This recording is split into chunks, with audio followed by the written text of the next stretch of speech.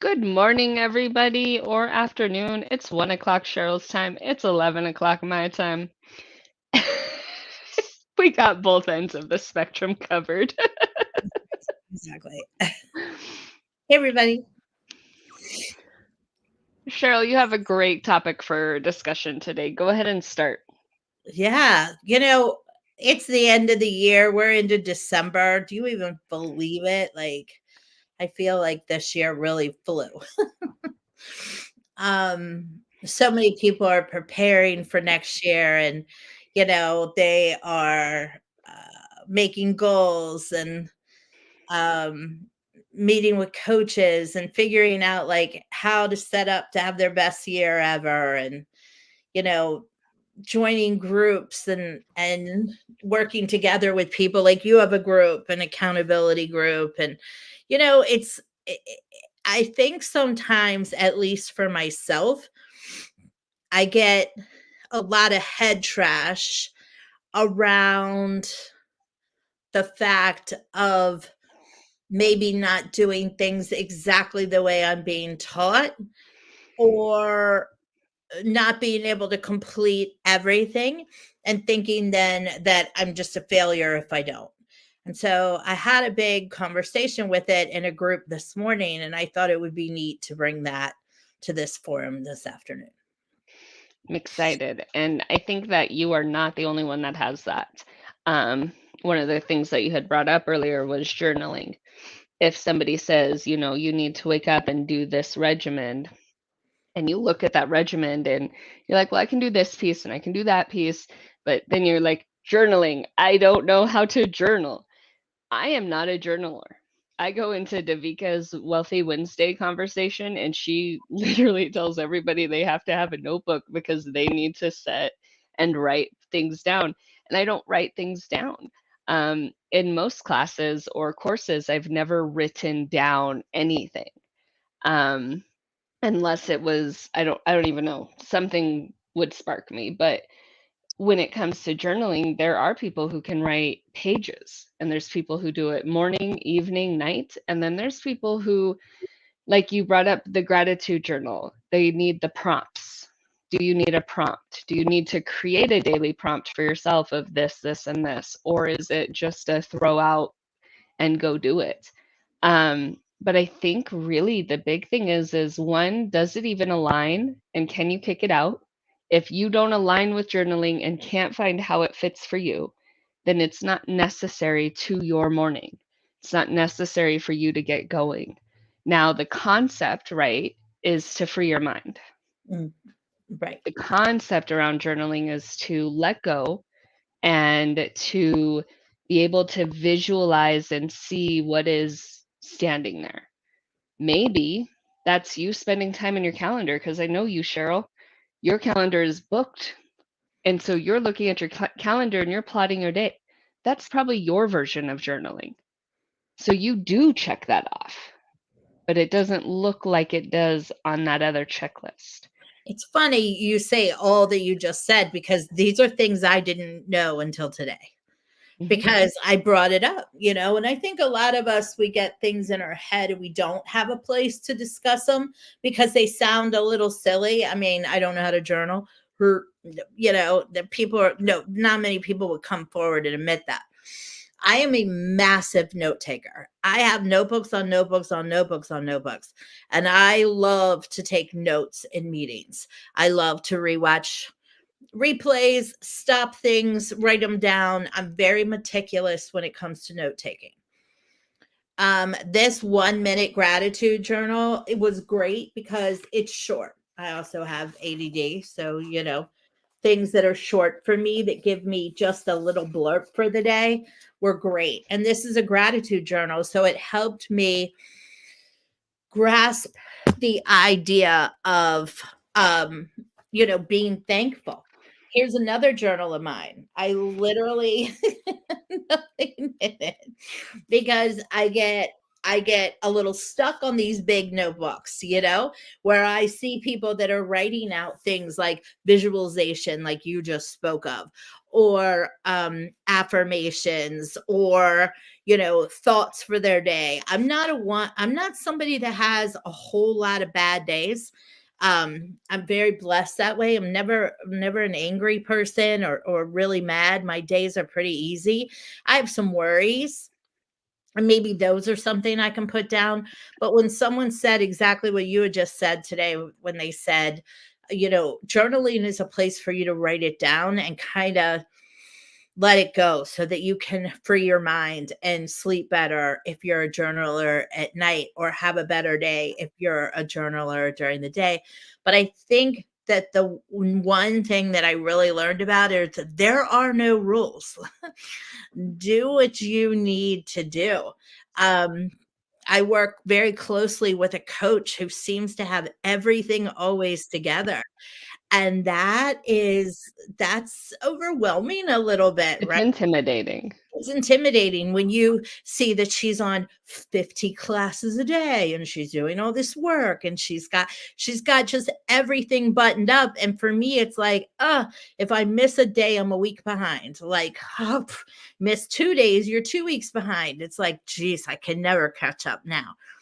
And I think that not everything is for everybody. People are all different. And I think when you're in a position of being a coach, then you're coming at people with a million different things in a million different ways, hoping that some of it settles on everyone. And I think that that's not the way I was thinking. I was thinking in order to be successful, I had to do it all her way. And that was a great feeling today to think, no, no, no, no, no, Cheryl, chill out. Like, do your thing your way. And it's not wrong. Just use this as a guide to figure out how you're going to better set yourself up for the year. The same with goal making. Like, what's goal making? My goodness. Like, Objective key results. That is my goal making. yeah, it is. But then sometimes, you hear like you should have 3-year goals, 5-year goals, 10-year goals. You should have goals that are so big that they make you scared. If your goal's not big enough, then it's like you hear all these things, can me just making 4 phone calls a day be a goal? Like, Yep. I, again, you understand what I'm saying. I think we hear all this stuff and we get so big. Earlier this year, I was listening to Steve Harvey, who I think is phenomenal in personal development. I love personal development. Never thought he would be a guy that I really enjoyed tuning into and listening to, but he's great. And I can remember in January, he said, make a list. He even gave 2 Bible verses that it said, ask, you have not because you ask not. And so he said, make a list of 300 things you want. And he even said it's going to get hairy around 70. And he wasn't lying. Come 75, 80, there's nothing more that you could possibly write down that you want. And you got to go to 300. I never finished my list for the year. So I think I've had some disappointments in those ways that make me think, yeah, this is really hard. Like, but I equate that to then not successful, which I think is wrong. Right. And there is no make wrong. And Davika Lyles, she's the owner of Transformative Sexology. She always reminds me there's no make wrong. You can choose to, okay, this is, I couldn't complete it that way, but I completed it this way, which is whole, perfect, and complete for who I am. And let that go, and own on to that's what I accomplished for myself. And I always tell everybody, the small goals and the big goals are the same. Like, those small achievements are huge. 75 things. I couldn't tell you. I have one thing on my list right now, right? And I'm sure if I dug down, I have like 100 little tiny things that I would like to own, like for things, but I mean, I don't need things. But with that being said, I think when we're by ourselves, which is why I created the community that I created, um, when we're by ourselves, we don't have somebody to cheer us on, and we just have us to talk to. And so when I created the community on bizstorming.net, we have a full-fledged community where when somebody is struggling, they will say, "Hey guys, I failed at this," or "I didn't get this done." And they have a whole community of people who walk in and say, "Hey, that's 10 more than I could write down," or "That's this and I could," or they say, "Hey, have you tried this approach?" or "Have you tried that approach?"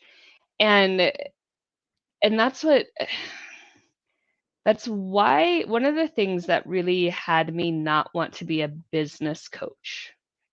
I didn't want to take on that title. I didn't want to be that person because I had several of them who told me this way, and when I would tell them I couldn't adjust to that, or I couldn't cope with, like I couldn't do what they were saying, they wouldn't give me alternatives. And so when my client said, "You need to be a business coach because you tell us to stand for who we are and you need to stand for who you are," I, like you, I thought I couldn't put myself at that level because that I didn't have that aspect that I see in business coaches. But to be able to tell people, and Robbie, I'm sure Robbie was the one that had that conversation with you of, "No, this is the list. This is how I do my day. Take it as you may and do what you want with it." I can see Robbie having that conversation. And that's why when I work with my clients, when we come against something, I tell them, "Okay, there's this path, there's this path, there's this one, there's this one." And we look at them all and they pull and they take, and then they come back the next week and they say, "Hey, Brittany, I failed at this." And I'm like, "No, you didn't. What did you accomplish? Right. How did we get this?" And we look at what did we exceed at and what did they excel in, and where can we go from there? How can that open up other doors? And so when we start setting those paths of, "I'm going to reach this," or "I'm going to do that," we take from those experiences of, "That didn't match. I can't journal. I just like my scheduling." Um, and it's huge. But if you don't have a space to go to remind you that you are not alone, then I think that's where the difficult struggle is. Right. And that is why I do what I do, because I create a space for people who own their businesses and are by themselves. I like that a lot. And mm, that really helps people have that sense of community, like you said, which we're pack animals. We're not supposed to be alone and out there in the world doing it by ourselves. Um, and so, yeah, that's really important. And as you know, today I had the epiphanies that I was able to bring to this meeting in meeting with other people and hearing what they had to say. And, yeah, I think it's super, super important. I love that you have that. Everybody needs to find a community. I know for me, like I've built a community because my heart and my everything, and I know that 100% I was supposed to. I've built a community to support people so that I don't have to do it alone. But also, I go into other communities to be a force for other communities that might not have that. Right. And so, if you're somebody who's struggling, and I think a lot of this, Cheryl, some of that is stuff that you would have told me, but you won't accept it for yourself. Hmm.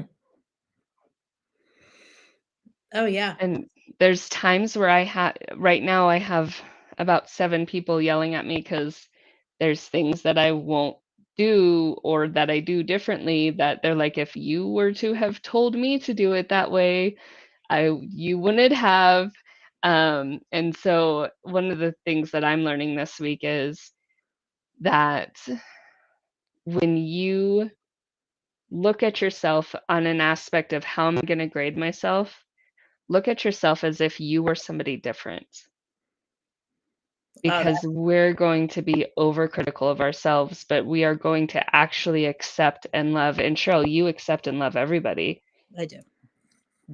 And so though we kind of people are the worst because all that love that we give out, we don't know how to internalize.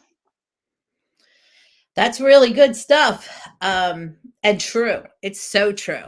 Like we would never ever let anybody talk to us the way we talk to us, right? Never. Exactly. Everybody, MyCORE creates a really great house and a great community for businesses. We really run the hub of stuff. Plus, we have Amore, which is a great wellness company that will help your mentality and help you just stay fit and everything else. But book over on that side with us. And if you want to learn more about the BizStorming community, head to my website. But really, MyCORE does give you a space of home. It gives you partners like Cheryl and myself who will talk to you and commit to you. Um, and I'm going to go ahead and end this call. Cheryl, stay at the end, please. Okay. And I have to go I got to find the things so I can close the call out.